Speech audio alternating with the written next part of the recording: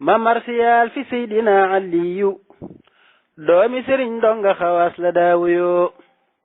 man maa ngi jéema xuus ci sunu naar ba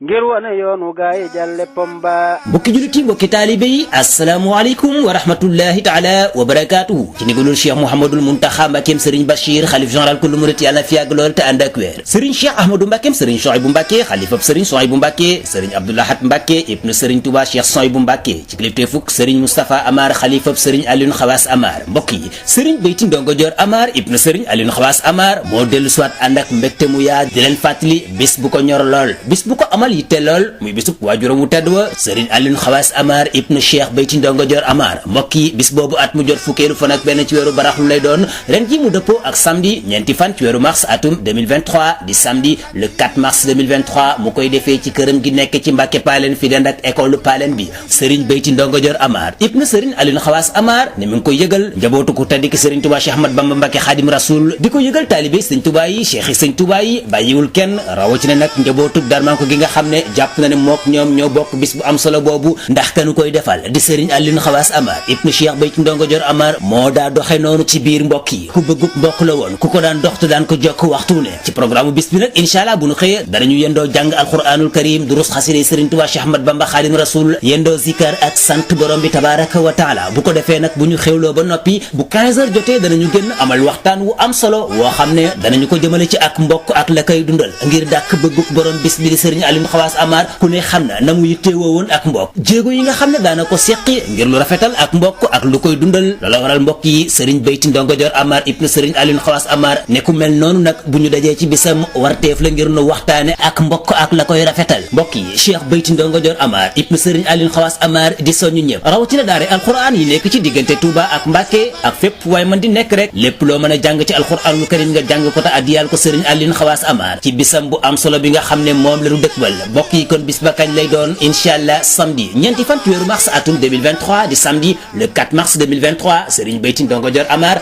ibnu Serigne Alioune Xawaas Amar di ko defee ci këram gi nekk ci Mbàkke Paaleen fi dend ak école Paaleen bi mu ci sàkk kon teewaayu ñëpp bàyyiwul kenn bàyyiwul ñenn bàyyiwul fenn te leen di ñaanal nag képp ku teew ci bis bu am solo boobu nga daje ci ak ngërëmul sunu borom daje ci ak ngërëmul ku tedd kanu koy defal di Seydina Alioune Xawaas Amar mu baax lu nu fa jaamu yàlla na jot te yool ba